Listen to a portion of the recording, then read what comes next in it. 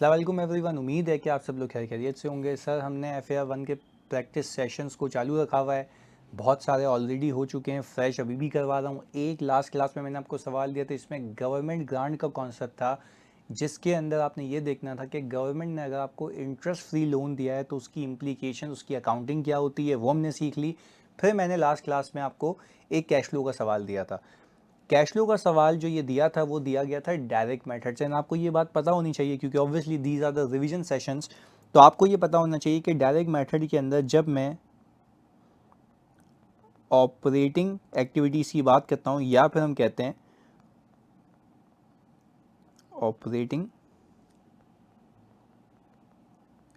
Activities, तो यहाँ पे आप सीधा सीधा बताते हैं कि भाई कैश रिसीव्ड फ्रॉम कस्टमर कितना है। यहाँ पे कोई प्रॉफिट बिफोर टैक्स वगैरह से शुरुआत नहीं होती है, सीधा सीधा हिसाब किताब होता है। डायरेक्ट मेथड का ये गेम होता है। चलें जी, हम यहाँ पे चलते हैं हेड वाइज। होपफुली आप लोगों ने सवाल रीड कर लिया होगा, यहाँ पे स्क्रीन पे फिर भी स्टिल वो प्रेजेंट हो रहा है।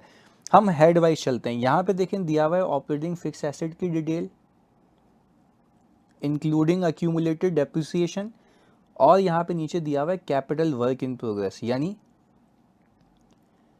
ये वो एसिड हैं जो कि अब तक कंप्लीट नहीं हुए। तो हम देख लेते दोनों के साथ क्या करना है, पर इसके रिलेटेड नीचे एडजस्टमेंट्स भी फिर आपने देखनी पड़ेंगी। आगे हमने कहा ये डिविडेंड की, ये फाइनेंसिंग की इन्फॉर्मेशन है। आगे आ जाते हैं। वो कहते हैं 30 अप्रैल 2018।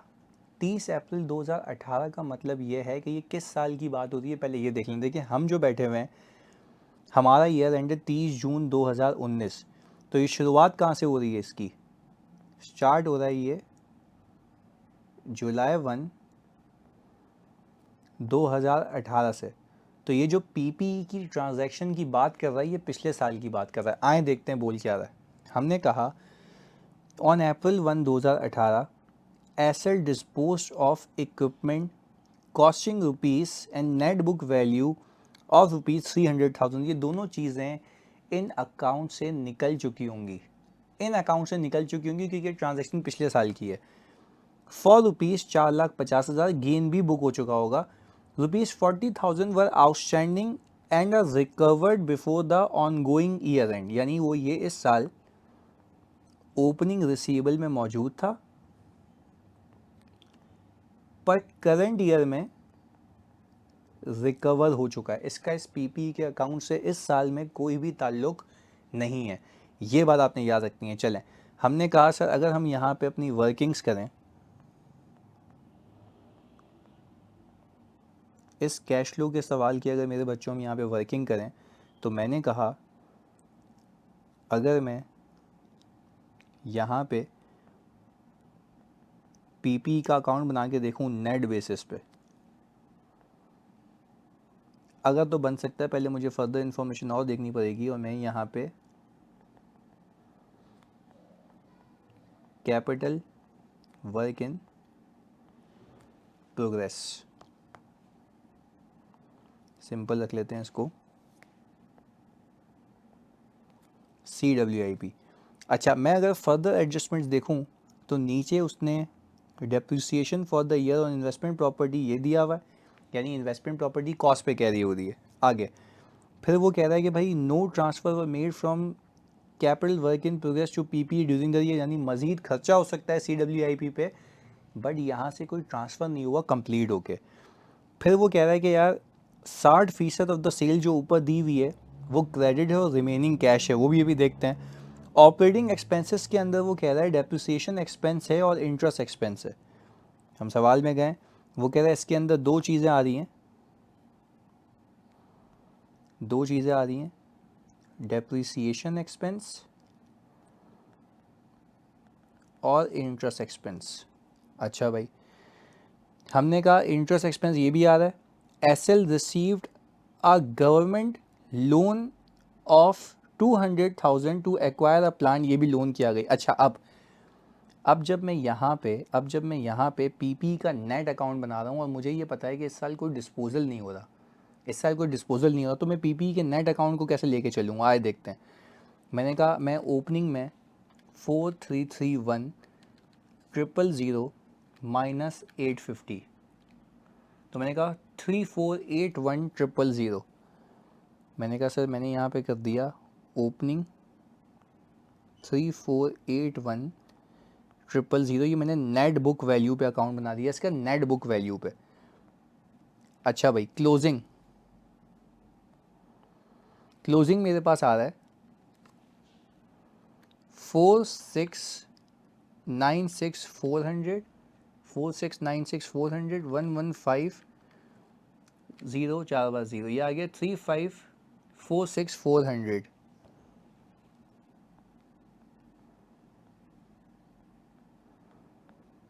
अच्छा भाई, 3546,400 ये ऐसे निकाला हमने, सही, हमने ऐसे निकाला है कि हमने यहाँ से 4696,400 में से माइनस कर दिया 115,4 ये आ गया। अच्छा सर, अब अगर आप इसको देखें तो आपको यहाँ पे एडिशन दिख रही होगी, बट नहीं, आपने अगर ये नेट बेसिस पे अकाउंट बनाया है तो यहाँ पे कुछ एडिशन भी होगी, यहाँ पे कुछ डेप्रिसिएशन भी होगी, क्योंकि करंट ईयर के अंदर कोई डिस्पोजल की इन्फॉर्मेशन नहीं है। और मैं आपको बताता भी हूँ मुझे कैसे पता लग रहा है ये।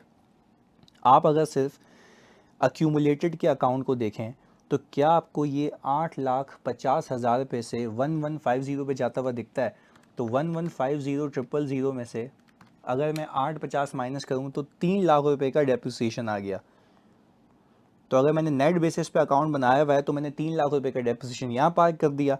और अगर मैं एडिशन देखना चाहूँ तो मैं सीधा सीधा यहाँ से भी देख सकता हूँ कि भाई 4331,000 माइनस 4696,400 या गया 4696,400। तो हमने कहा 365,400 की एडिशन आ रही है, 365,400 की मेरे पास एडिशन आ रही है। अच्छा, अब अगर आप इस अकाउंट को टैली करेंगे ना, ये टैली होगा एग्जैक्ट 3481,000 प्लस 365,400 माइनस 3 लाख, तो ये आ गया 3546,400, एग्जैक्ट मैच होता है। अच्छा, अब सवाल क्या है? सवाल ये है कि ये जो डेप्रिसिएशन है ये तो नॉन कैश है। अगर ये इनडायरेक्ट मेथड होता तो ये ऐड बैक हो जाता, बट इस केस में मैं कुछ भी नहीं करूँगा। क्यों सर? क्योंकि मुझे इसको ऐड बैक करने की ज़रूरत ही नहीं है, क्योंकि मैं डायरेक्ट मेथड पे जा रहा हूँ। बट हाँ, अलबत्ता ये जो अमाउंट है ये मेरी इन्वेस्टिंग एक्टिविटीज़ में जाके क्लब हो जाएगा। चलें जी, हमने कहा ये भी बात समझ आती है। अब सर CWIP पे आ जाएं,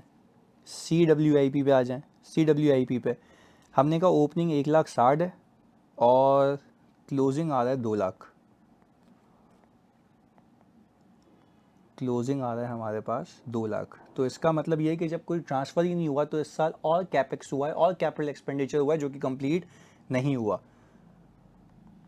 तो मैंने कहा सर इसके एडिशन में आप डाल दें 40,000 रुपये। क्या ये भी कैपिटल एक्सपेंडिचर है? ये भी कैपिटल एक्सपेंडिचर है। Yes sir. तो मैं यहाँ पे गया कैश फ्लो में और हम यहाँ पे आ गए इन्वेस्टिंग एक्टिविटीज़ में। अच्छा, ये जो हमारी इन्वेस्टिंग एक्टिविटी आ रही है, इसके अंदर हम डाल देंगे cash paid to acquire PP। ये आ गया 365,400, 365,400 और हमने कहा cash paid for capital work in progress 40,000 रुपये। ये दोनों इन्वेस्टमेंट्स हैं आपकी, दोनों इन्वेस्टिंग एक्टिविटी में गई हैं। देखें इस तरीके से हमने इस अकाउंट को क्लोज़ किया। और let me see this again कि ये जो आपके पास आ रहे हैं, ये जो 40,000 रुपये आपने रिकवर किए हैं, ये भी तो आपकी इन्वेस्टिंग एक्टिविटी में आएंगे जो पिछले साल आने से रह गए थे। Cash received from last year disposal कितना था भाई, 40,000 रुपये। ये भी cash receive from last year disposal ये था जो हमने कहा था ओपनिंग रिसीवेबल में मौजूद होगा। एग्रीड, आगे चलते हैं। फिर मैंने कहा सर इसमें अगर डेप्रिसिएशन आपने निकाल लिया था, इसमें अगर डेप्रिसिएशन आपने निकाल लिया था कितना था, 3 लाख का,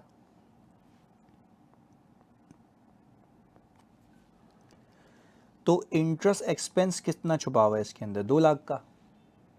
सीधी सी बात है, यहाँ पे स्ट्रेट आ रही है। चलें आगे।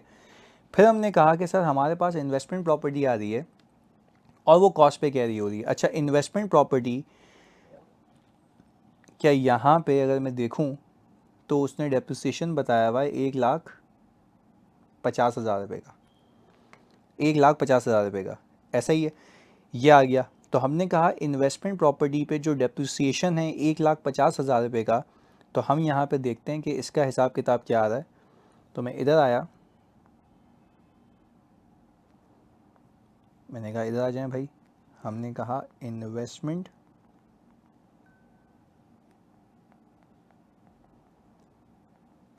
Property opening closing. Opening investment property जो आपके पास आ रही है, ओपनिंग इन्वेस्टमेंट प्रॉपर्टी जो आपके पास आ रही है सवाल के अंदर, वो आ रही है 532,500,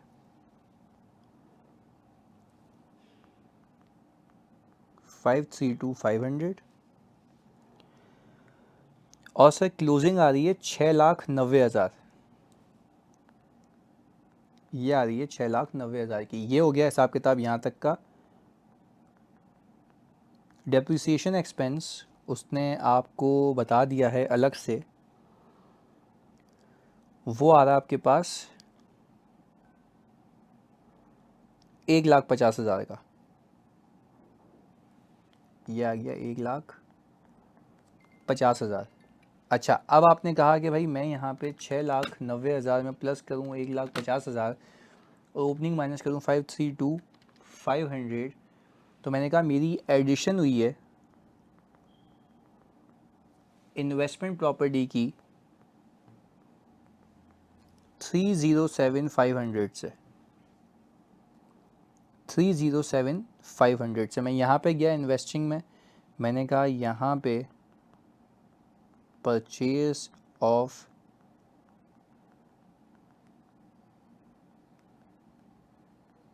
इन्वेस्टमेंट प्रॉपर्टी, ये कितना आ रहा है भाई, 307,500, 307,500। अच्छा, अब मज़े की बात यह है, मज़े की बात यह है कि ये जो डेप्रिसिएशन है, ये जो डेप्रिसिएशन है, अगेन रिपीट करता हूँ, वो कह रहा था कि भाई ऑपरेटिंग एक्सपेंसेस इंक्लूड, ये रिप्रेजेंट नहीं है, बोला इंक्लूड, बोला इसके अंदर डेप्रिसिएशन है और इंटरेस्ट एक्सपेंस है, ये दो चीज़ें। तो इसका मतलब ये है कि ये जो डेप्रिसिएशन है हमारा इन्वेस्टमेंट प्रॉपर्टी के ऊपर 1,50,000 रुपये का, जो आप देख रहे हैं यहाँ पे depreciation for the year investment property amount है 1,50, तो वो मेरे ख्याल से COGS में नेट हुआ है, क्योंकि अगर मैं 1,50 यहाँ से माइनस करूँगा तो फिर इंटरेस्ट का अमाउंट कुछ और रह जाएगा। तो उसने जो बताया हुआ हमने उसके हिसाब से लेके चल रहे हैं। चलें जी आगे। हमने कहा चलें सर आगे भी लेके चलते हैं। ये आ गया सर नॉन कैश, ये आ गया हमारे पास नॉन कैश एक्सपेंस। सही जी, आगे देखते हैं। हमने कहा सर अगर फर्दर हेड्स पे जाता हूँ मैं, फर्दर हेड्स पे जाता हूँ तो इसके बाद आ गया स्टॉक इन ट्रेड। सर यहाँ से इसको यूज़ करके मेरे बच्चों, इसको यूज़ करके आप निकाल सकते हैं cash paid to supplier, cash paid to supplier. मैं नीचे आता हूँ, यहाँ पे मैं ट्रेड एंड अदर पेबल भी देख लेता हूँ। अच्छा, अब अदर पेबल का मतलब ये है कि ये दोनों साथ हैं, अलग नहीं हो सकते, पर लेट अस सी कि हुआ क्या क्या है। वो यहाँ पे हमें पीछे क्या अदर पेबल की कोई कहानी बता रहा है। Interest expense for the amount 50 है ना, मतलब इसका मतलब ये है कि देखो पहले तो इसको सही कर लूँ मैं, इसको सही कर लूँ मैं। इंटरेस्ट एक्सपेंस अगर 50,000 है, वो जो मुझे बता रहा था, तो यानी इसके अंदर इन्वेस्टमेंट प्रॉपर्टी का भी डेप्रिसिएशन शामिल है 1,50,000 का। तो ये जो इंटरेस्ट एक्सपेंस है ये रह गया 50,000 का। मतलब वही जो पूरी थीम चल रही है, पूरी थीम चल रही है, क्योंकि यहाँ से देख लिया हमने। चलें आगे। फिर हमने कहा डेप्रिसिएशन ऑफ इन्वेस्टमेंट प्रॉपर्टी ये हो गया। हमें कुछ भी नहीं बताया हुआ, मतलब मैं ट्रेड में से अदर पेबल को अलग नहीं कर सकता।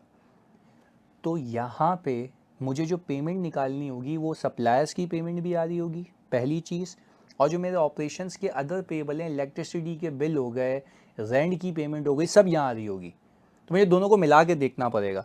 तो अब हम अकॉर्डिंगली लेके चलते हैं मेरे बच्चों, अब हम अकॉर्डिंगली लेके चलते हैं मेरे बच्चों, अब हम अकॉर्डिंगली लेके चलते हैं इसको। आ जाएं। हमने कहा सर मैंने यहाँ पे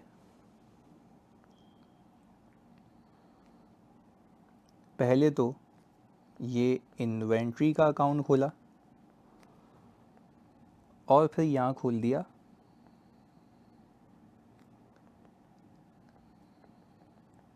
ट्रेड एंड अदर पेबल। ये आ गया ओपनिंग और क्लोजिंग, ये आ गया ओपनिंग और क्लोजिंग। अच्छा भाई, हमारे पास स्टॉक एंड ट्रेड का ओपनिंग आ रहा है 1090,000,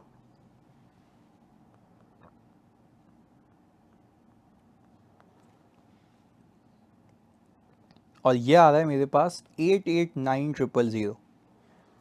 क्या आ गया 889,000। ये दो चीज़ें हो गई ओपनिंग और क्लोजिंग के साथ। अच्छा भाई, अब हमने कहा ट्रेड पेबल का क्या हिसाब किताब है। ट्रेड पेबल के हिसाब किताब में, ट्रेड पेबल के हिसाब किताब में आ गया 129,000,000।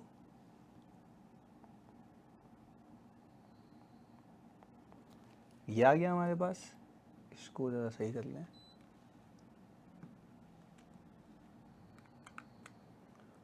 ओके, 129,000,000, और हमारे पास 129,000,000 के अलावा आ गया 129,013,12,000, 131,2,000। अच्छा, अब आपको ये बात पता होनी चाहिए क्योंकि ये ट्रेड एंड अदर पेबल है, तो यहाँ पे ये पेबल इंक्रीज होगा परचेजेस की वजह से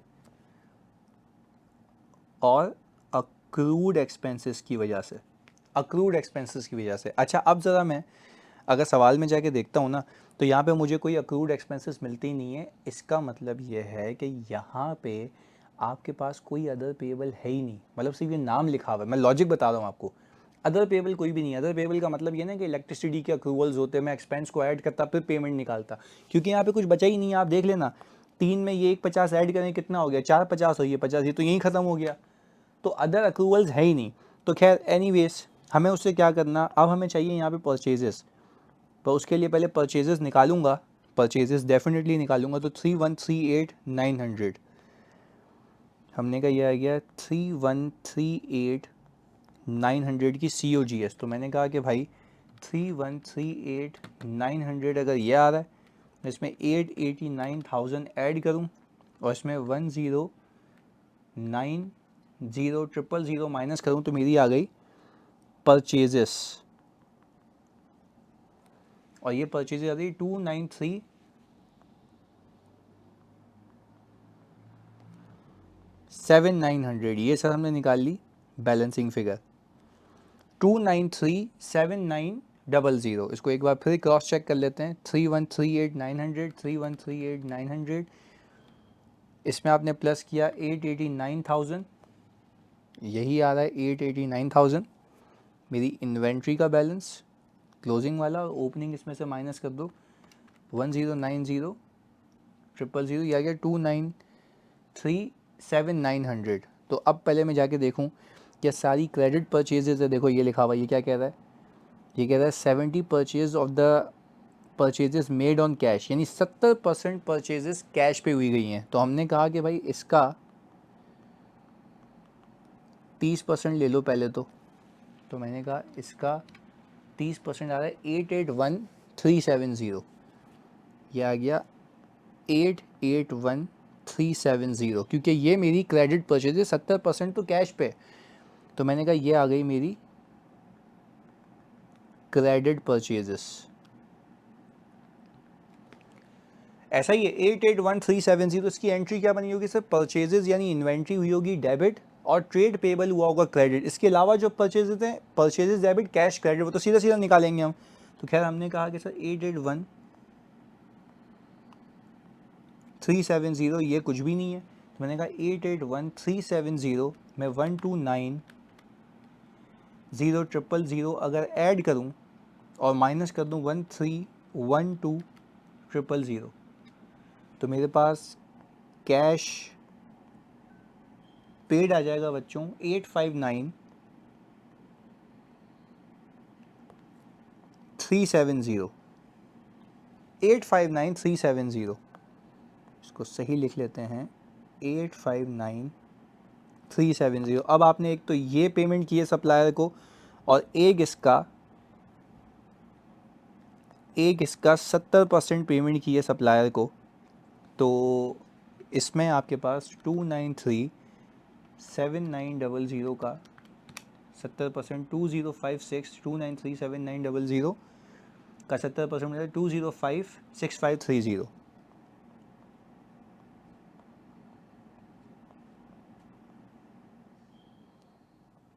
205,6530। और सर अगर मैं इसको और इसको मिला दूं तो इसका 2056530 प्लस 859, एक मिनट रुकिएगा, 859,370, 859,370, या ये 295,900, 291,5900, ये टोटल कैश पे हुआ है आपका, ये टोटल कैश पे हुआ है आपका। तो आपने यहाँ पे गए, आपने कहा, आपने यहाँ पे लिख लिया कैश पेड टू सप्लायर्स, यार 291,5900।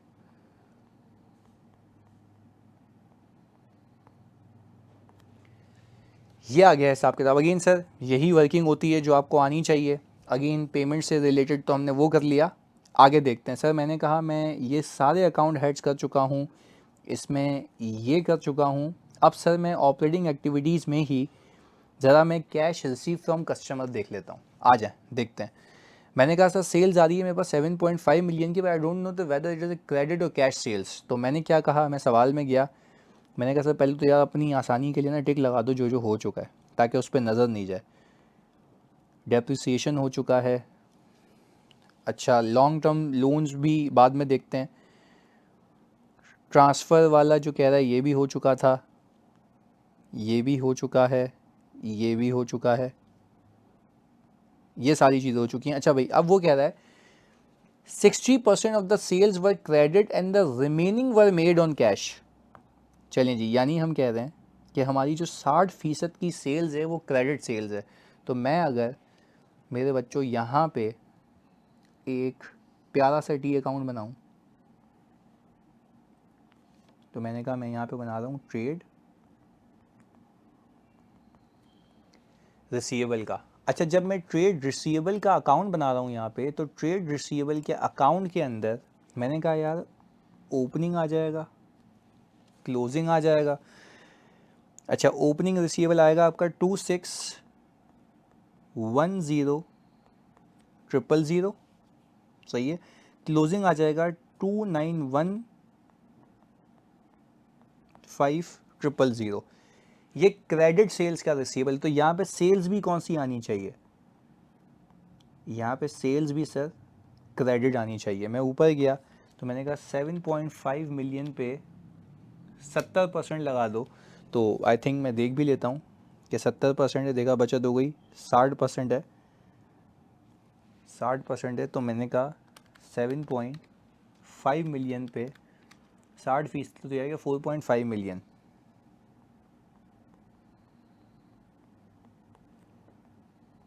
तो ये कैश आपके पास कितना आता है, 261,000 माइनस 291,500, तो यह क्या 419,500, 419,500। ये तो आपके पास पैसे आ गए क्रेडिट कस्टमर से, क्रेडिट कस्टमर से। तो फिर मैंने कहा इसके अंदर मैं अगर कैश सेल्स ऐड कर दूं तो वो थी 7.5 मिलियन का 40%। तो 7.5 मिलियन का अगर मैं 40% ले लूं तो वो आ गया 3 मिलियन। तो कैश दस्ती इतना आया, क्रेडिट के कस्टमर्स ने इतने पैसे दिए, तो इन दोनों को मिला के 419,500, तो ये 795,000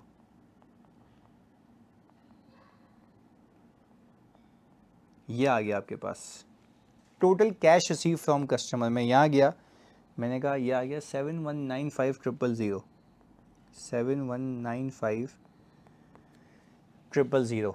तो सर इन दोनों को अगर मैं नेट करूं तो मेरे पास आ गया कैश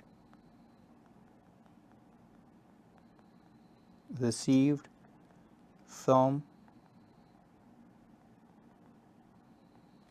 ऑपरेशंस, तो ये आ गया 29159 वापस कर लेते हैं 719,500 माइनस 2915900 4279100 4279100 ये आ गया कैश रिसीव फ्रॉम ऑपरेशंस। अभी बाकी ये कहानी ख़त्म नहीं हुई, आगे चलते हैं।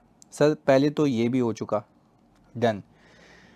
अच्छा जी, अब हमने कहा सर अब एक काम करते हैं कि यहाँ पे देखें कोई आपको नीचे जो है टैक्स के रिलेटेड, अगर मैं देखूँ यहाँ पे क्लैरिटी से देखूँ तो टैक्स के रिलेटेड मुझे कोई पेएबल नहीं दिखता, और अगर मैं इंटरेस्ट पेएबल देखूँ तो वो मुझे बता रहा है कि भाई इसके अंदर शामिल है, अक्रूड इंटरेस्ट शामिल है, तो वो तो मैं अलग से निकाल लेता हूँ। आ जाओ, अक्रूड इंटरेस्ट अलग से निकाल लेते हैं। तो मैंने कहा यहाँ पे आ गया इंटरेस्ट पेएबल का ओपनिंग। अच्छा, अब हमने एक शायद गलती तो नहीं कर दी है, ट्रेड रिसीवेबल जो था आपके पास, जो पैसे आपको रिसीव होते हुए दिख रहे हैं, उसमें से आपने 40,000 दो बार ले लिया, क्योंकि देखो ना वो कह रहा था ना कि आपके पास ओपनिंग में पड़ा हुआ था, ये रहा, वो आपने गलती से इसमें रखा हुआ होगा, तो वो आपने डबल ले लिया। तो मैं यहाँ पे सिर्फ और सिर्फ एक काम कर रहा हूँ, मेरे बच्चों सिर्फ और सिर्फ एक काम कर रहा हूँ कि डबल इम्पैक्ट नहीं आ जाए। तो इसमें से मैं 719,719,500 में से 40,000 माइनस कर रहा हूँ, बस 40,000 माइनस कर रहा हूँ और कुछ नहीं कर रहा। सर वो क्यों कर रहे हैं? क्योंकि भाई डबल हो जाएगा, भाईजान डबल हो जाएगा। तो मैंने कहा कि मैं ज़रा इसको, मुझे याद आ गया ये, इसलिए हमने कहा टाइमली इसको आप साइड में कर दें, क्योंकि सर वो तो दो बार आ जाता है ना कैश, ऊपर कस्टमर्स में भी दिखा रहे हो, नीचे भी दिखा रहे हो, वो तो अलग है, वो तो आपके ओपनिंग रिसीवेबल में अदर था, ऑपरेशंस का थोड़ी ना था वो तो मैंने कहा 719,500 719,500 माइनस 40,000, ये आ गया 715,500, ये आ गया। इसमें से हम माइनस करेंगे 2915900, तो आपने कहा 4239100, 423, देखो पहले कितना था 427, अब कितना हो गया बस 423, पैसा कहीं नहीं गया, वो नीचे आया हुआ, ये रहा, वो 40 आपने अलग से दिखाया हुआ है ना, वो लास्ट ईयर रिसीवेबल में था, तो यार डबल हो जाएगा ना, इसलिए हमने ऊपर से हटा दिया। चलें, एनीवेज, अब हमने कहा हम इंटरेस्ट पे आ गए। ओपनिंग इंटरेस्ट पेएबल अक्रूड का, देखो बोला current portion of long term loan में अक्रूड इंटरेस्ट है, करंट का है 30,000, ओपनिंग का है 40, हमने कहा ओपनिंग का है 40, क्लोजिंग का है 30,000। यहाँ पे इंटरेस्ट एक्सपेंस की वजह से ये इंक्रीज़ हुआ होगा, तो मैंने कहा अगर मैं 40 + 50 90,000 रुपये का इंटरेस्ट मेरा बनता था करंट ईयर के अक्रूवल के बाद, तो मैंने 30 माइनस किया तो 60,000 रुपये इंटरेस्ट पेड है, 60,000 रुपये इंटरेस्ट पेड है। तो मैंने कहा सर मैं यहाँ से इंटरेस्ट पेड भी तो माइनस करके दिखाता हूँ ना 60,000 रुपये का, और फिर यहाँ से आप टैक्स पेड भी माइनस करते हैं। सर टैक्स पेबल का कोई अकाउंट नहीं है, तो जितना अक्रू हुआ हुआ उतना पे हो चुका है, तो 579,165,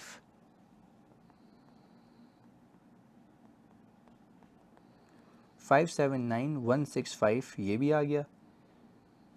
तो आपने कहा सर अब मैं 4239100 -60,000 -579,165, 579,165 आ गया 3599,935, 3599,935 ये आपके पास आ गया net cash generated from operations. Net cash generated from operations, net cash generated from operations ये आ गया हिसाब किताब आपके पास। अच्छा भाई, अब हम ये इन्वेस्टिंग की दुनिया को चला रहे थे और आई बिलीव कि इन्वेस्टिंग की दुनिया यहाँ ख़त्म हो चुकी थी। इसके अलावा हाँ, शॉर्ट टर्म इन्वेस्टमेंट्स आ रही हैं, वो देख लेते हैं अभी, वो देख लेते हैं।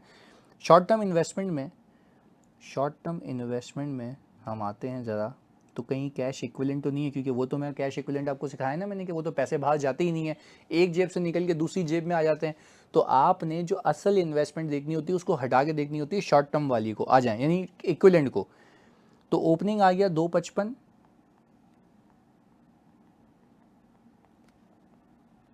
और क्लोजिंग आपके पास आ गया 321,000।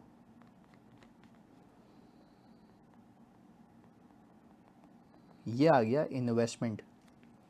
तो मुझे आप एक बात बताएं, शॉर्ट टर्म इन्वेस्टमेंट में ये तो आ रहा है, पर इसमें क्या पीछे कोई तफरीह बताई हुई है इसने?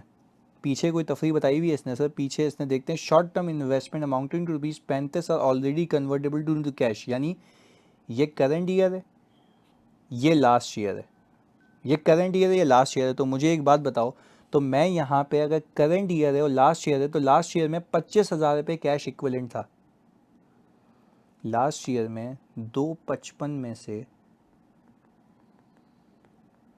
25,000 रुपये में इन्वेस्टमेंट मान ही नहीं रहा था, मैं तो वो कैश ही मान रहा था, क्योंकि वो मेरे पास से गया ही नहीं था इक्विवेलेंट, याद रखना, क्योंकि वो मैं आउटफ्लो नहीं बोलता, मैं बोलता हूँ एक जेब से निकल के इक्विवेलेंट है, फॉरन इन कैश कर सकता हूँ। तो मैंने कहा 2,55,000 माइनस 25,000, मैं अगेन देख लेता हूँ, लास्ट ईयर 25,000 ये रहा, मैं हाईलाइट कर देता हूँ, ये रहा, ये आ गया, और ये था 255 बिल्कुल, तो ये आ गया 2,30,000। ये मैं जेन्युइन इन्वेस्टमेंट कह रहा हूँ। अच्छा, क्लोजिंग में कितना है इक्विवेलेंट, जिसको आप कैश मान रहे हैं 35, आप कह रहे हैं 35 मेरे पास से गया ही नहीं है, मैं उसको इन्वेस्टमेंट मानता ही नहीं हूँ, कैश ही मानता हूँ, नीचे कैश में अलग से ऐड कर दूंगा, अभी देखने जब फाइनल करूँगा। तो मैंने कहा 321,000 में से 35,000 माइनस कर दो, 321 ही है ना, 321,000 में से 286,000 ये सही बैलेंस आ गया मेरे पास। चलें जी, तो मैंने कहा मैं यहाँ पे 2,30,000 में से ये माइनस करूँ, तो मैंने कहा इन्वेस्टमेंट्स मेड, जो इन्वेस्टमेंट की गई है ना, वो मेरे बच्चों 56,000 की गई है। तो ये आ गया इन्वेस्टमेंट्स मेड 56,000। सर ये टैली हो सकता है अभी? हमने कहा इसमें 307,500 आ गया, प्लस 40,000 आ गया, माइनस 40,000 हो गया, और माइनस 365,400, तो ये आ गया 728,900। ये आ गया कैश आउटफ्लो, यानी इन्वेस्टिंग एक्टिविटी में आपका आउटफ्लो है, यानी आपने फॉर एग्जांपल पीपी में भी इन्वेस्ट किया, इन्वेस्टमेंट प्रॉपर्टी में भी इन्वेस्ट किया, और इन्वेस्टमेंट्स भी खरीदी हैं। और अगेन ये जितनी भी इन्वेस्टमेंट्स हैं आपकी, ये सारी की सारी उस शॉर्ट टर्म को हटा के जिसको आप कैश ही मानते हैं, वो इक्विवेलेंट का कॉन्सेप्ट जो मैंने दिया हुआ है। अगेन मैं इसको टोटल को रीचेक कर लूँ, 365,400 माइनस में है 365,400 माइनस 40,000 प्लस 40,000 माइनस 307,500 माइनस 56,000, 728,900। चलें जी, अब सर आई बिलीव कि हम ये दो एक्टिविटीज़ ख़त्म कर चुके हैं। अब हम पधार जाते हैं अपनी इक्विटी एंड लायबिलिटीज़ के ऊपर, इक्विटी एंड लायबिलिटीज़ के ऊपर। अगेन फाइनेंसिंग एक्टिविटी रह गई है। चलें जी, हमने कहा सर दो चौरंगी आगे आ जाएं, तो सबसे पहले आप यहाँ पे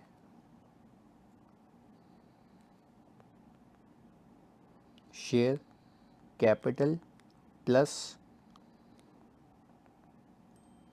प्रीमियम की बात करेंगे।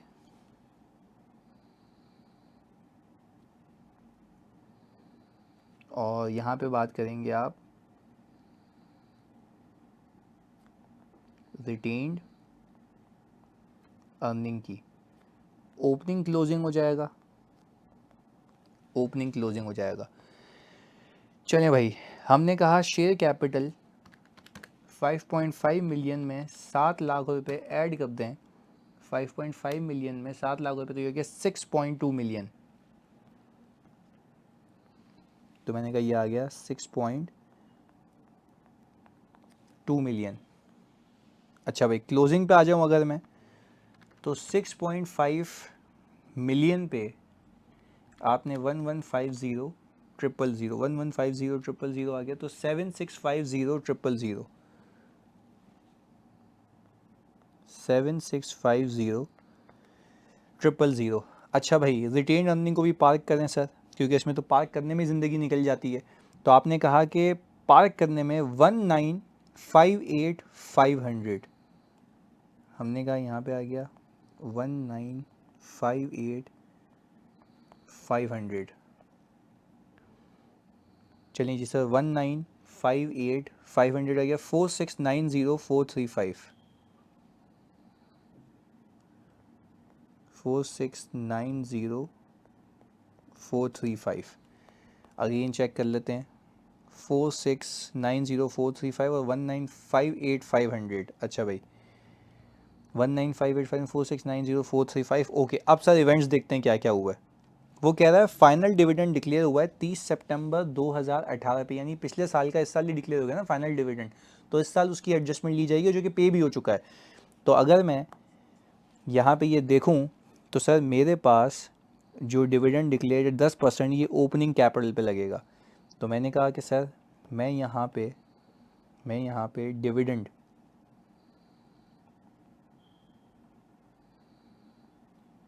पेड जो है, अच्छा सर, तो मैं यहाँ पे डिविडेंड पेड रिकॉर्ड कर लूँगा 5,50,000 रुपये से। ये हो गया हिसाब किताब। अच्छा, अगर आप ओपनिंग में प्रॉफिट को ऐड करेंगे, ये जो डिविडेंड पे किया माइनस करेंगे, exactly you will arrive at the closing balance. अच्छा, आप ये देख लेते हैं कि मैंने शेयर जो इशू किए हैं, जो वो दूसरी एडजस्टमेंट में बता रहा है, वो कितने किए हैं इंक्लूडिंग प्रीमियम, क्योंकि हमने एक ही साथ अकाउंट बनाया हुआ है। 765,000 में से अगर मैं 6.2 मिलियन माइनस करूँ तो ये आ गया 1450,000 ये आ गया proceeds from issuance of shares. मैं यहाँ पे आता हूँ, मैंने यहाँ पे लिख दिया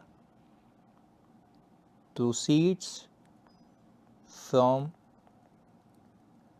शेयर्स, हमारे पास आ गए 1450,000 और फिर हमने कह दिया हमारे पास आ गया है डिविडेंड पेड। और डिविडेंड पेड हमारे पास अमाउंट कितनी आ रही थी सर? 5,50,000 रुपये की। अच्छा भाई, अब आखिरी चीज़ रह गई है फाइनेंसिंग में। देखें, लोन फ्रॉम गवर्नमेंट जो है, ये तो सीधा सीधा पैसे आते हुए दिख रहे हैं 2 लाख रुपए। तो सिंपल मैं क्या करूँगा इसके लिए, मैं सिंपल गया यहाँ पे, हमने कहा लोन फ्रॉम गवर्नमेंट की प्रोसीड्स आ गई आपके पास सर 2 लाख रुपए की, सीधा सीधा हिसाब किताब। अच्छा, अब जो बाकी लोन है मेरा, उसके अंदर आपको याद होगा एक इंटरेस्ट पेबल भी शामिल था करंट पोर्शन में, उसको हटा के, क्योंकि वो अलग से देख चुके हो आप। तो हमने कहा let's prepare a T account, और फिर इस कहानी को हम ख़त्म करें। तो हमने कहा लोन जो हमारा है, अब हम बात कर रहे हैं लॉन्ग टर्म की, ओपनिंग और क्लोजिंग। अच्छा भाई, ओपनिंग के लिए मैंने ये 8,80,000 उठा लिया, क्लोजिंग के लिए ये 1,12,000 उठा लिया। अच्छा भाई, 8,80,000 में 1,12,000 प्लस किए, और इसमें मैं देखूं कि इंटरेस्ट, देखो ये छुपा हुआ था, ये रहा इंटरेस्ट पेएबल 40,000 रुपये का, ऐसा ही है। तो ओपनिंग में से मैंने 40,000 माइनस कर दिए, तो ये आ गया 952,000। 952,000 क्लोजिंग के लिए भी ये करूँगा। क्लोजिंग के लिए मैंने लॉन्ग टर्म लोन लिए 5 लाख के, इसमें मैंने 172,000 प्लस किया, इसका क्लोजिंग 30,000 का अकाउंट 642,000 आ गया, ये आ गया 642,000। ऐसा ही है। अब मैंने कहा कि यार 952,000 में से अगर ये माइनस करूं तो मेरा जो लोन रीपेड आता है वो आ रहा है 3,10,000 रुपये। 3,10,000 रुपये। अगेन हम चेक कर लेते हैं ताकि इसमें कोई कन्फ्यूजन नहीं रह जाए। 5 लाख था, 172,000 था, इसके अंदर करंट पोर्शन में 30, ये 642 आ गया। ओपनिंग मेरे पास है 952, इसमें से ये माइनस किया, 952 में से मैं 642,000 माइनस करूँ तो 3,10,000 की लोन रीपेमेंट है। सर जब लोन रीपे आ गया मेरा 3,10,000 रुपये, तो लेट्स चेक कि मेरे पास टोटल फाइनेंसिंग एक्टिविटीज़ में इनफ्लो है या आउटफ्लो। मैंने कहा 145,000 शेयर की इशुएंस है, 550 का डिविडेंड पे किया, 2 लाख रुपए का गवर्नमेंट से लोन आया, 310 मैंने लोन रीपे किया है, तो ये आ गया 7,90,000। ये मेरे पास आ गया 7,90,000। सर ये आ गया मेरे पास net cash inflow from financing activity, यानी cash generated from financing activity. इसमें ऐड कर दूं मैं सर, बल्कि ऐड किया पहले तो आप निकाल लें, net cash inflow for the year. Sir inflow ये क्योंकि पैसे आते हुए ज़्यादा दिख रहे हैं मुझे, इसलिए मैंने कन्विक्शन से लिखा है। तो मैंने कहा सर 7,90,000 मुझे फाइनेंसिंग से मिले, 728,900 मैंने इन्वेस्टिंग पे लगा दिए, 35,999,35 मुझे ऑपरेशन से मिले, तो यह आ गया 366,1035। ये मेरे पास जो पैसे आए हैं ये नेट बेसिस पे पूरे साल में आए। अच्छा, इसके अंदर आप ऐड कर दें opening cash and cash equivalent. Sir equivalent क्यों ऐड कर रहे हैं? क्योंकि लास्ट ईयर आपने एक शॉर्ट टर्म इन्वेस्टमेंट की थी जिसको आप अपना आउटफ्लो मानते नहीं हो, तो आप कहते हैं मेरे पास ही पड़े हैं, कभी भी इन कैश करा लूँगा, तो वो आपने ऊपर कंसिडर ही नहीं किया था, तो वो आपका कैश ही इक्विवेलेंट माना जाएगा। तो मैंने कहा मैं सवाल में जाता हूँ, तो मेरे पास मेरे बच्चों ओपनिंग जो कैश आता है वो आता है, ये रहा, वो आ रहा है 231,200 प्लस इसके अंदर इक्विवेलेंट कितने का था, 25,000 रुपये का। तो मैंने कहा 233,700, 233,700 ये आ गया।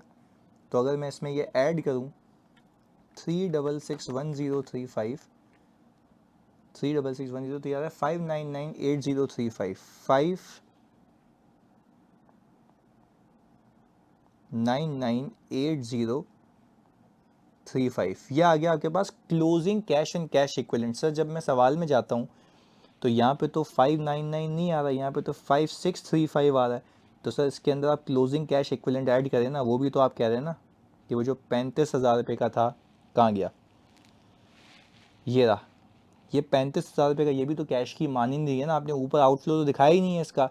तो मैंने कहा जब मैं इसके अंदर इसको ऐड कर दूंगा 5963035, 5963035 में ये ऐड कर दूँ तो ये आ गया 599,8035, 599,8035। तो ये हो गया आपका हिसाब किताब पक्का। होपफुली आपको इस पे ग्रिप आई होगी। This was again a very technical question, ऐसे और देता रहूँगा। जज़ाकल्लाह।